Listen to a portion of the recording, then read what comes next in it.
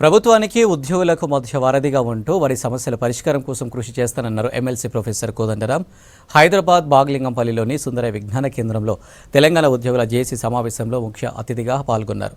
ఉద్యోగులకు 5 డిఏలు పెండింగ్ ఉన్నాయని, హెల్త్ కార్డులు, పిఆర్సీ వంటి సమస్యలను తన దృష్టికి వచ్చాయన్నారు. ప్రభుత్వం వాటిని పరిష్కరించే విధంగా కృషి చేస్తారన్నారు కోదండరాం.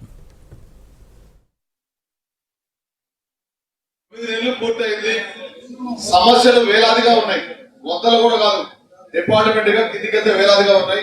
మేము అడిగే సమస్యలు కూడా ఈ రోజు ప్రధాన సమస్యలు 45 మాత్రమే.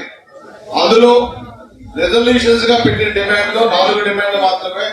Pending bills, DA arrears, EHS scheme, తర్వాత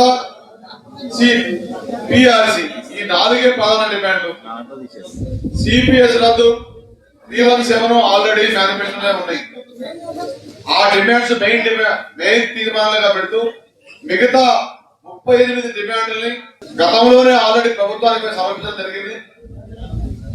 1 by 1 ఇంగ్లీషు తెలుగు వెర్షన్ లో కూడా సబ్మిట్ చేశాం. మాతోటి జేఏసీ చైర్మన్ గారిని పిలుచుకొని కొంతమంది గౌరవ మంత్రి డిస్కస్ కూడా చేశారు ఐటమ్ వైజ్ గా.